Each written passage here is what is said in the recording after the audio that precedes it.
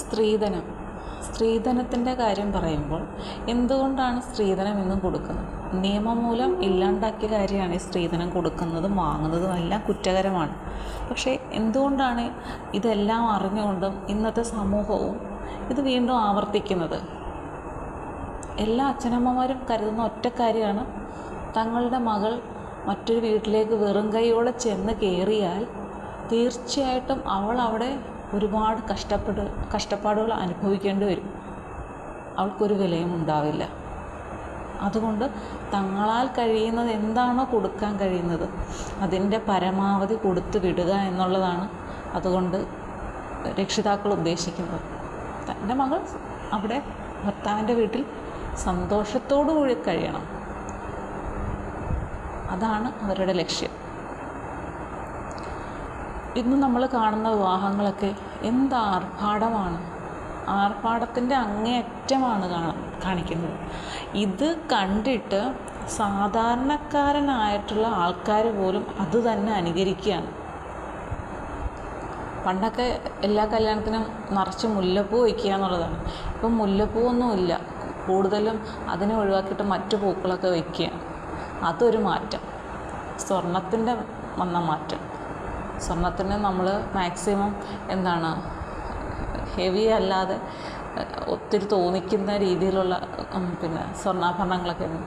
ഇപ്പം അതിന് ഒന്നോ രണ്ടോ മാലയിൽ ഒതുങ്ങി അത് ഹെവി ആയിട്ട് ചെയ്യുക. അപ്പോൾ ഇതിലൊക്കെ പാവം കുറേ ആളുകൾ, പാവപ്പെട്ട കുറേ ആളുകൾ ഇതിലൊക്കെ ഇരയാകുന്നുണ്ട്. കാരണം ആ കാലം മാറിയിരിക്കും. ഇന്ന് എൻ്റെ വീട്ടിലെ സാഹചര്യം ഇങ്ങനെയാണ് എന്ന് കരുതി ചിന്തിക്കുന്ന കുട്ടികളുടെ ചിന്താഗതി വരെ മാറിയിട്ടുണ്ട്. കാരണം അവരും ഈ അനുകരണത്തിലേക്ക് പോവുകയാണ്. എന്താണെന്ന് വെച്ചാൽ ഏറ്റവും കൂടുതൽ ഇപ്പം കുട്ടികളായാലും മുതിർന്നവരുടെ കാര്യം ഞാൻ പറയുന്നില്ല, ഇപ്പോഴത്തെ ഈ വിവാഹത്തിന് മുമ്പുള്ള അല്ലെങ്കിൽ വിവാഹം കഴിഞ്ഞ് കുറച്ച് നാളിന് ശേഷമുള്ള അവരൊക്കെ ഏറ്റവും കൂടുതൽ പൈസ ചിലവാക്കുന്നത് എനിക്ക് തോന്നുന്നു ഡ്രസ്സ് വാങ്ങിക്കാനാണെന്ന് തോന്നുന്നു. ഏത് മോഡൽ ഇറങ്ങിയാലും അതെല്ലാം ആവശ്യാനുസരണം വാങ്ങിച്ച് കൈകാര്യം ചെയ്യുന്നവരാണ് ഇന്നത്തെ തലമുറ.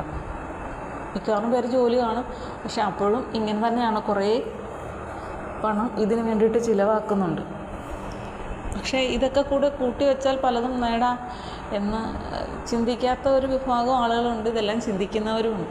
അപ്പോൾ സ്ത്രീധനത്തെക്കുറിച്ച് പറയുകയാണെങ്കിൽ, സ്ത്രീധനം കുറഞ്ഞു പോയതിൻ്റെ പേരിൽ അല്ലെങ്കിൽ കൊടുക്കാമെന്ന് പറഞ്ഞാൽ അത്രയും കൊടുത്തില്ല എന്നതിൻ്റെ പേരിൽ ഒരുപാട് പ്രശ്നങ്ങളാണ് ഇന്ന് സമൂഹത്തിൽ നേരിടുന്നത്. അത് കഴിഞ്ഞ ദിവസത്തെ പത്രത്തിൽ കണ്ട്, സ്ത്രീധനം മുഴുവനായി കൊടുത്തില്ല എന്നുള്ള പേരിൽ ഒരു പെൺകുട്ടിയെ പട്ടിണിക്കിട്ട് കൊന്നു. അതിന് 2 മക്കളുണ്ടായിട്ട് മക്കളുടെ അടുത്ത് പോകാനൊന്നും അവരുടെ ഭർത്താവിൻ്റെ അമ്മയും സമ്മതിച്ചിട്ടില്ല. അങ്ങനെ അത് പ്രശ്നമായി. ഇപ്പം വിധി വന്നു, ജീവപര്യന്തമൊക്കെ കൊടുത്തിട്ടുണ്ടെന്ന് തോന്നുന്നു. അപ്പോൾ എന്താണ് നമ്മുടെ സമൂഹത്തിൽ നടക്കുന്നത്? നമ്മളെല്ലാവരും ചിന്തിക്കേണ്ട കാര്യമല്ലേ? എല്ലാവരുടെയും ഉള്ളിൽ ഇത് കാണുമ്പോഴത്തേക്കും ഭയങ്കര സങ്കടം തോന്നും. ഒരു കുഞ്ഞ് എന്ന് പറയുന്നത് അച്ഛനും അമ്മയ്ക്കും വളരെ വലുത് തന്നെയാണ്. ഇപ്പോൾ ആ കുഞ്ഞുങ്ങളുടെ അമ്മ സ്വന്തമായിട്ട് ജീവനില്ലാണ്ടല്ല, അവരെ ആ സാഹചര്യത്തിലേക്ക് ആക്കിയതാണ് ആ വീട്ടിലുള്ള സ്ത്രീയും അവരുടെ ഭർത്താവും ചേർന്നു. ഇവരൊക്കെ മനുഷ്യജന്മങ്ങൾ തന്നെ അല്ലേ എന്നാണ് എനിക്ക് തോന്നുന്നത്.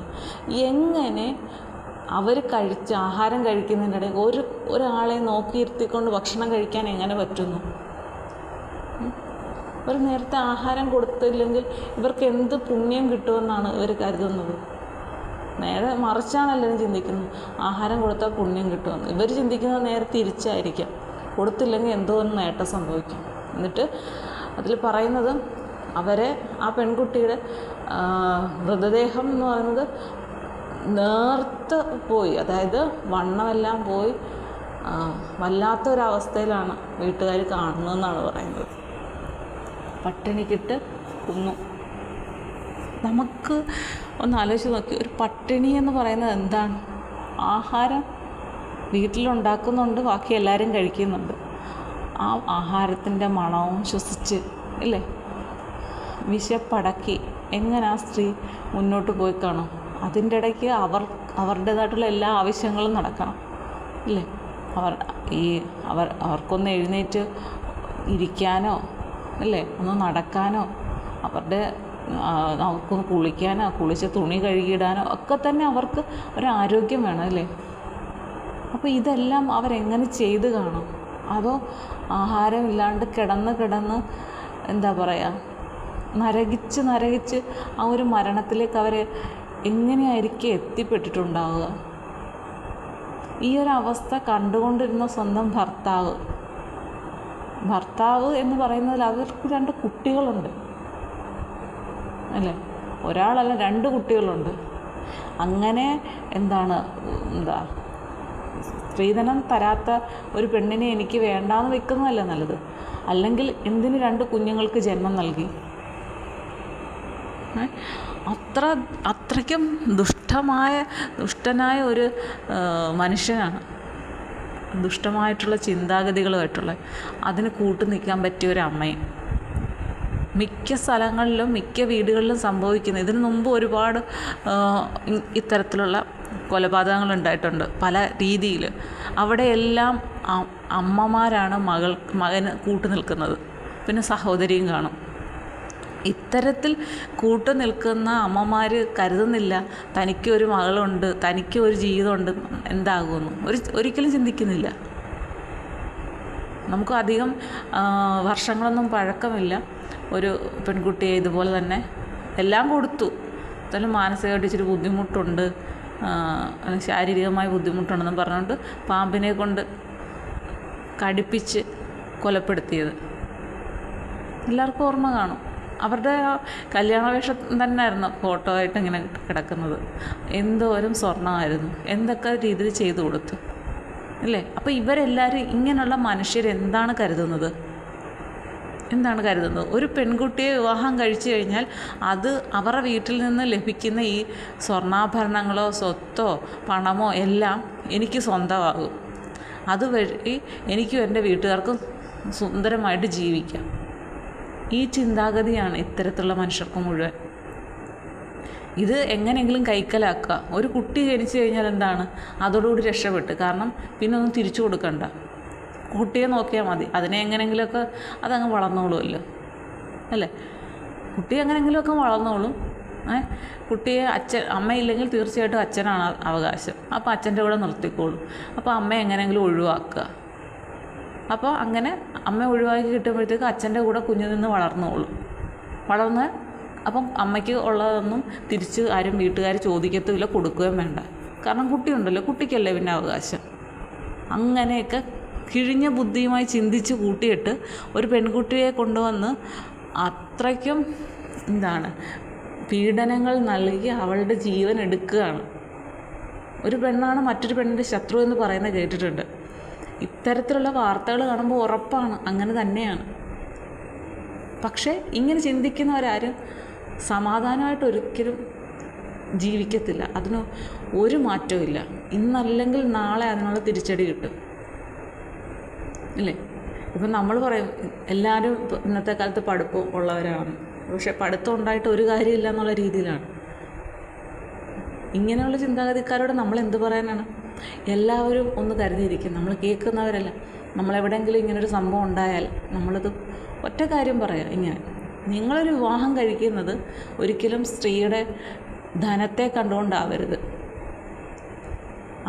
അവളെയാണ് നിങ്ങൾക്ക് ആവശ്യം എന്നുള്ള ബോധത്തോടു കൂടി. നിങ്ങൾക്കൊരു കൂട്ടാണ് ആവശ്യം.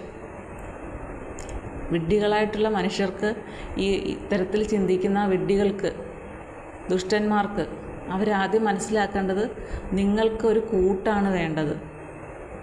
ആ കൂട്ട് എന്ന് പറയുമ്പം എല്ലാ കാര്യങ്ങളും ഷെയർ ചെയ്യുക എന്നുള്ളതാണ്.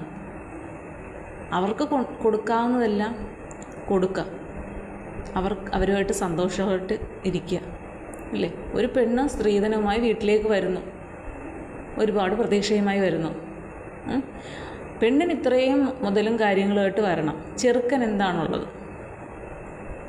ചെറുക്കന് സ്വന്തമായിട്ട് എന്താണുള്ളത്? ചിലപ്പോൾ 3-4 ആൺപിള്ളേർ കാണും ഒരു വീട്ടിൽ. അവർക്കെല്ലാം പാകം വെച്ച് കഴിഞ്ഞാൽ തുച്ഛമായ എന്തെങ്കിലും കാണും. അല്ലെങ്കിൽ പയ്യനൊരു വീട് കാണും, വീടിൻ്റെ പുറത്തൊരു കടവും കാണും.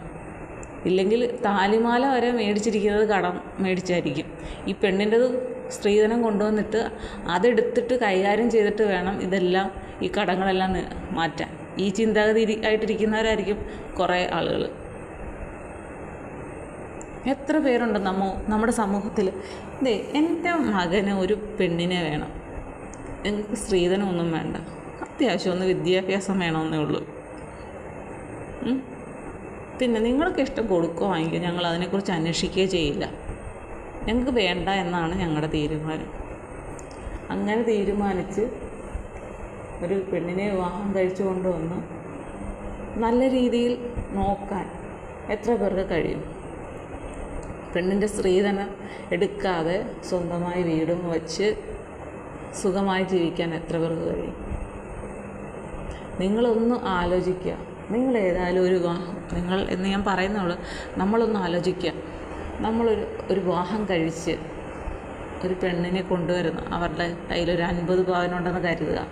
ഈ 50 പവൻ നമ്മൾ എടുക്കാതെ മാറ്റി വെച്ചേക്കുക. അത് നിനക്കുള്ളത് നീ ഇഷ്ടം പോലെ ചെയ്യുക, മറ്റാർക്കും കൊടുക്കരുത് എന്നുള്ളതേ ഉള്ളൂ. അങ്ങനെ ഇങ്ങനെയും കൊടുത്ത് ആ സ്വർണ്ണം ഇല്ലാണ്ടാക്കരുത് എന്നേ ഉള്ളൂ. നിനക്കിഷ്ടം പോലെ കൈകാര്യം ചെയ്യാം. എന്നിട്ട് നമ്മളത് ഒന്നിനും എടുക്കാതിരിക്കുക. ചിലപ്പോൾ